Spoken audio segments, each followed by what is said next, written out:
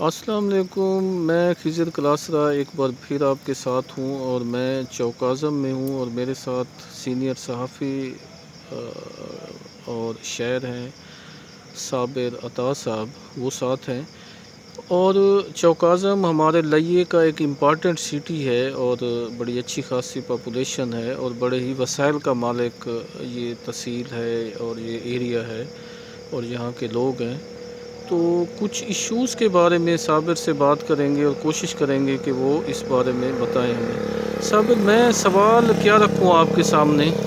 تو میرا خیال ہے کہ آپ ان ایشوز سے پردہ اٹھائیں جو کہ بہت اسکینڈل بھی ہیں اور لوگ جس سے افیکٹ بھی ہوئے ہیں، اور ایون یہاں کا ریونیو بھی افیکٹ ہوا ہے۔ بہت شکریہ خضر بھائی، آپ کا بہت شکریہ، آپ نے موقع دیا اپنے شہر کا مقدمہ پیش کرنے کا۔ ہمارے شہر میں مسائل تو بہت سارے ہیں، لیکن یہاں پہ جو ہمارے ساتھ دھوکہ کیا گیا گورننس کے نام پہ اور پروجیکٹ دینے کے نام پہ، آپ دیکھ سکتے ہیں کہ میرے پیچھے آپ کو جنگل نظر آ رہا ہے، اور یہاں پہ 14 مارچ 2013 میں ایک افتتاح کیا گیا۔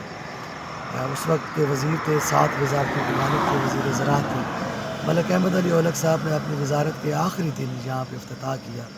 چوک اعظم کے ارد گرد میں ماچھو رینج اور عنایت رینج فارسٹ کا تقریباً 21,000 ایکڑ جنگل موجود ہے۔ یہ آپ 21,000 کہہ رہے ہیں، مطلب بڑی جی، ہیوج لینڈ اب ہے۔ بھی موجود ہے، 21,000 ایکڑ پہ جنگل موجود تھا۔ اب جنگل تو 21,000 پہ موجود نہیں رہا، چٹیل میدان موجود ہیں۔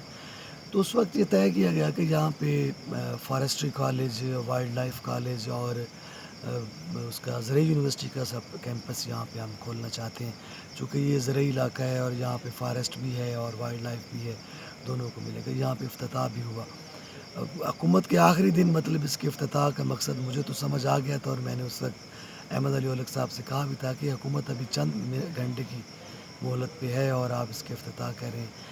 انہوں نے کہا نہیں، یہ ہو جائے گا، لیکن کچھ ہوا یہاں پہ۔ بعد ازاں زرعی یونیورسٹی کے وائس چانسلر صاحب بھی یہاں تشریف لائے، اور انہوں نے کہا کہ جی ہم یہاں پہ کام کرنا چاہتے ہیں اور فوری کلاسز لگانا چاہتے ہیں۔ تو فوری کلاسز کے لیے یہاں 7 کیمپ یہاں پہ بلڈنگ موجود تھی ہائی وے کی، جو چائنیز نے رکھی ہوئی تھی، تو وہاں پہ صفائی بھی کی گئی اور انتظامات کیے گئے، لیکن بعد ازاں وہ نون لیگ کی گورنمنٹ بنی، صوبائی اس کی نااہلی کی وجہ سے وہ منصوبہ کچھ بھاولپور لال سہارا چلا گیا اور کچھ فیصل آباد چلا گیا۔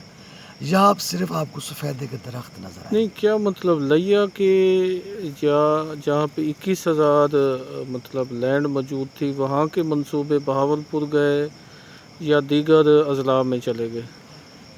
اس کی وجہ یہ تھی کہ میں سمجھتا ہوں کہ یہاں کی جو سیاسی ہماری قیادت ہے، وہ اپنے مفادات کا اس طرح تحفظ نہیں کر پاتی اپنی قیادت کے سامنے۔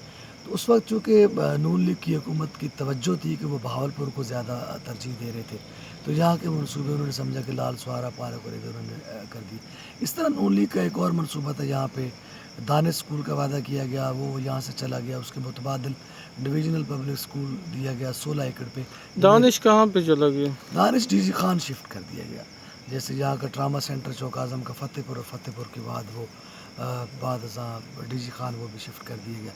تو یہ ساتھ ہی میرے نہر اور نہر کے دوسری طرف وہ ڈویژنل پبلک اسکول کی عمارت تعمیر کی گئی 16 ایکڑ محکمہ انہار کے رقبے پہ۔ اچھا، 4 سالوں میں یہ منصوبہ مکمل ہونا تھا، اور ابھی اس کو 7 سال ہو گئے، یہ منصوبہ مکمل نہیں ہو پایا۔ 7 سال؟ 4 سال والا 7 سال جی میں بھی مکمل نہیں نہیں ہو ہوا؟ پایا، اس کی دیواریں نامکمل ہیں، بلڈنگ اب جو بنی ہے وہ بھی گر رہی ہے، اور ابھی تک ہمارے بچے اس سکول کا دروازہ نہیں دیکھ پائے۔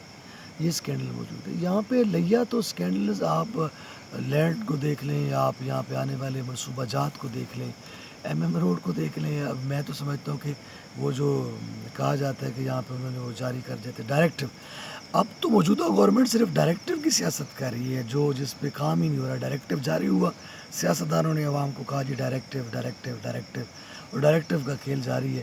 نہ یہاں پہ کوئی گورننس ہے، نہ یہاں پہ کوئی منصوبے آ رہے ہیں، ایون آئے ہوئے منصوبے بھی یہاں سے شفٹ کیے جا رہے ہیں۔